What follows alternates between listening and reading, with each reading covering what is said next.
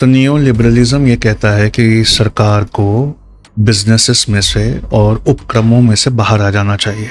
उन्होंने liberal economic policy को स्वीकार किया, पर लिबरल इकोनॉमिक पॉलिसी को स्वीकार करने के साथ भी हमको चिंता करनी पड़ेगी कि सेंट्रलाइजेशन ऑफ इकोनॉमी नहीं होनी चाहिए। धीरे धीरे गरीब बढ़ते जा रहे हैं और कुछ धनवान लोगों के हाथ में संपत्ति का केंद्रीयकरण हो रहा है, वो भी नहीं होना चाहिए। तो संपत्ति का विकेंद्रीकरण भी होना चाहिए। नेचुरली अब दुनिया में प्रश्न लोग पूछते हैं कि अब हमारे प्रगति और विकास के लिए कौन सी आर्थिक चिंतन की आवश्यकता है। तो अमेरिका जो था उसकी प्रगति और विकास सबको दिखता था, अमेरिकन लिबरल इकोनॉमी, पर वो भी मॉडल फेल हो गया। तो स्वाभाविक रूप से हमारे देश में यह चर्चा है कि भाई हमने क्या करना चाहिए। तो नियो लिबरलिज्म ये कहता है कि सरकार को बिजनेसेस में से और उपक्रमों में से बाहर आ जाना चाहिए। उसे बिल्कुल भी किसी चीज़ में कारखाना नहीं खोलना चाहिए, कोई डिस्ट्रीब्यूशन, कोई प्राइस तय नहीं करना चाहिए, बस तुम बाहर आ जाओ। LIC जो मुनाफा बनाती थी उसे बेच दिया गया, उसका IPO लाकर। BPCL मुनाफा बनाने वाली, उसको बेच दिया गया। अब तो रेलवे स्टेशंस तक प्राइवेटाइज होने जा रहे हैं।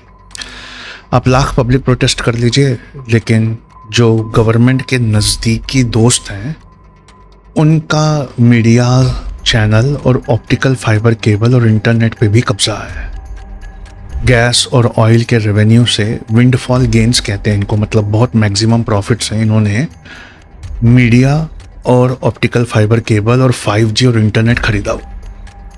इसीलिए किसान आंदोलन और यूनियंस ने उठाई हुई आवाज़ों को वो किसी और तरह पोर्ट्रे करते हैं। गवर्नमेंट अगर हर चीज़ से बाहर चली गई तो क्या होता है, आइए मैं आपको दिखाता हूँ कि न्यू दिल्ली, जहाँ की स्कूल्स पूरी दुनिया में मशहूर है, वो फीस के लिए बच्चों को कैसे बाहर रोक रही है। एक तो इतनी महंगी स्कूलों में गांव के गरीबों को वैसे ही एंट्री नहीं थी, पर शहर के मिडिल क्लास को अगर एंट्री भी थी तो बाउंसर्स लगाकर उनके बच्चों को बाहर ही रोक दिया जा रहा है, सिर्फ इसलिए कि पिछले महीने की फीस उन्होंने नहीं दी। ये प्राइवेट स्कूल्स हैं जो इंडिया को दो हिस्सों में बांटते हैं। एक को हम इंडिया कहते हैं, पैसे वाले एलिट क्लास पढ़े लिखे हुए, और एक को हम भारत कहते हैं। इवन ऐसा ही हॉस्पिटल में भी है। जो अमीर है वो बड़े महंगे हॉस्पिटल्स में बड़ी ऊंची सेवाओं के बीच मरते हैं, और जो गरीब है वो लाइन में लगे हुए सरकारी अस्पताल में अपने इलाज का इंतज़ार करते हुए मरते हैं। एक बहुत वायरल हुआ था, एक जब एम्स में एक इंसान अपना अपॉइंटमेंट लेने गया तो उसे फरवरी 2027 का अपॉइंटमेंट मिला। इतनी भीड़ है सरकारी अस्पतालों में। तो ये इंडिया और भारत के बीच की जो गैप है, जो डिस्पैरिटी है, उसको वो और बड़ा करते जा रहे हैं। अमीर लोगों के पास इतना पैसा होता है, सारे मीडिया चैनल्स उनके कॉरपोरेट ऑर्गेनाइजेशन के तहत रन करते हैं। सारे ऑप्टिकल फाइबर केबल और इंटरनेट की बड़ी कंपनियों में उनका इन्वेस्टमेंट है। तो वो जो चाहते हैं आप वही सुनते हैं। जैसे 10-15 लोग मिलकर अगर बात कर रहे हैं तो वहाँ पर 2 लोग मिलकर बार बार अगर कोई बात चिल्लाएं तो सिर्फ वो सुनाई देती है, बाकी लोगों की आवाज़ें दब जाती है। बिल्कुल ऐसा ही सोशल मीडिया पर भी इनका कब्जा है। और इनके कब्जे को देखते हुए गवर्नमेंट कोल का एक्सपांशन, कोयले का इनको देती है। एनवायरनमेंट के बहुत सारे झाड़ों को इनके लिए कटवा देती है। तो growth mindset at any cost, किसी भी हालत में ग्रोथ आनी चाहिए। द हिंदू का मई 2025 का एडिटोरियल कहता है ये गलत है। जो सबसे वल्नरेबल जोन्स हैं वहाँ क्लाइमेट हद कर रहा है। क्यों? क्योंकि इनकी रिफाइनरी और इनकी फैक्ट्रियों से निकल रहा धुआं क्लाइमेट को चेंज कर रहा है। असमानता और तेज़ी से बढ़ती जा रही है, मार्केट फेल होते जा रहे हैं, पब्लिक के परचेसिंग पावर में बेतहाशा गिरावट आई है। बाहर से FDI, आप यकीन नहीं मानेंगे, 96% FDI इस साल गिरा है। तो ग्रोथ एट एनी कॉस्ट ये एक बहुत बुरी चीज़ है। मार्केट्स सिर्फ पावरफुल को फेवर करते हैं, और मार्केट्स अपने गेन को मैक्सिमाइज करने किसी भी हद तक जा सकते हैं। वो ये नहीं देखेंगे कि इससे क्लाइमेट, एनवायरनमेंट और बाकी ज़िंदगियों पे क्या फ़र्क पड़ रहा है।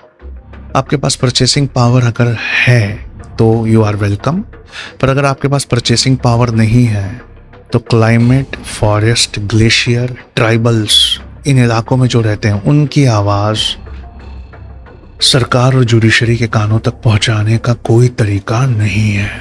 जो सबसे गरीब है, बॉटम ऑफ द पिरामिड है, मोस्ट वल्नरेबल है, क्लाइमेट चेंज से जो पिसा जा रहा है, क्लाइमेट को चेंज करने में उसकी उतनी गलती भी नहीं है। तो ये कहना कि ग्रोथ हमेशा गुड है, जीडीपी बहुत बड़ी होना चाहिए, क्या वो जीडीपी आपकी नदियों को काला कर रही है? क्या लोगों को उजाड़ कर कहीं और फेंकवा रही है? क्या स्लम डिमोलिशन के नाम पर बड़ी बड़ी जगहों को साफ करके बिल्डर्स के लिए नई चीज़ बनाई जा रही है? तो ये आप फ्यूचर इग्नोर कर रहे हैं। मार्केट इकोनॉमी बिल्ड कर सकते हैं, लेकिन सभ्यता, मोरालिटी, सिविलाइजेशन ये मार्केट्स बिल्ड नहीं करते।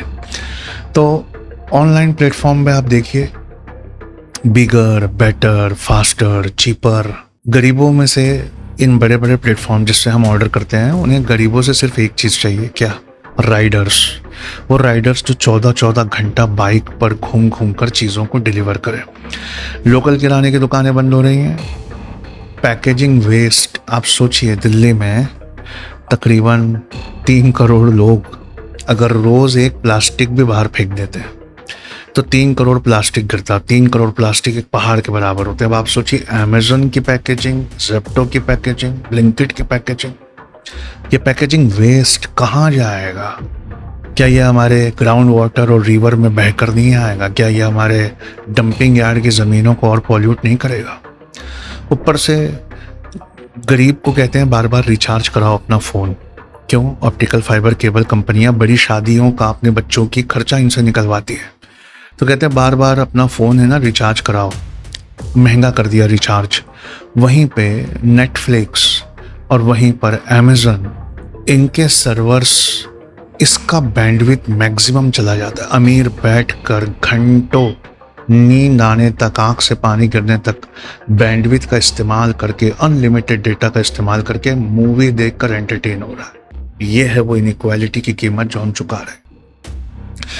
तो सर्वर्स, और वो सर्वर्स के अंदर आर्टिफिशियल इंटेलिजेंस जो डिसीजन ले रहा है, वो बिजली खींच रहा है।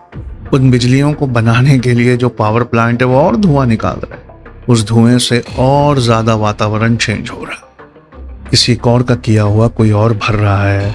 स्मॉल बिजनेसेस, उनकी कोई हैसियत नहीं है। जोमेटो और स्विगी इस कदर उन्हें डिस्काउंट देने पर बाधित करते हैं, वरना जोमेटो और स्विगी के ऐप में आपकी होटल इनविजिबल है। जोमेटो और स्विगी में वही होटलें बहुत विजिबल हैं जिन्होंने दबाकर, जमकर डिस्काउंट दिया हुआ। तो वो स्मॉल बिजनेसेस जिन्होंने लोन लेकर हिम्मत की है एक छोटा रेस्टोरेंट या टेक अवे डालने की, इन्हीं प्लेटफॉर्म्स पर उनके लिए कोई जगह नहीं है। तो वो स्मॉल बिजनेसेस के लोग भी बाहर हो रहे हैं, वो भी बेरोजगार हो रहे हैं। ट्रैफिक इतना कंजेस्टेड है, एयर पोल्यूशन बढ़ रहा है, गिग वर्कर्स का एक्सप्लॉयटेशन बढ़ रहा है, million tons of packaging material बढ़ रहा है, एल्गोरिदम हमारी बिजलियां चूस रहा है, वास्ट बैंडविड्थ एंड एनर्जी, हमारा अटेंशन, हमारा मेंटल फटीग, हमें एडिक्शन लगा रही हैं। इवन 6-6 घंटा हमारे बच्चे 6 घंटे के आसपास, 4 घंटे से 6 घंटे के आसपास सोशल मीडिया देख रहे हैं।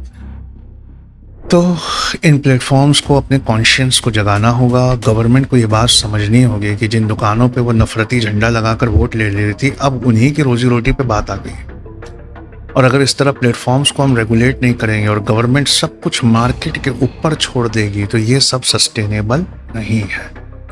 इसलिए गवर्नमेंट को वापस आकर इन चीज़ों को रेगुलेट करना होगा।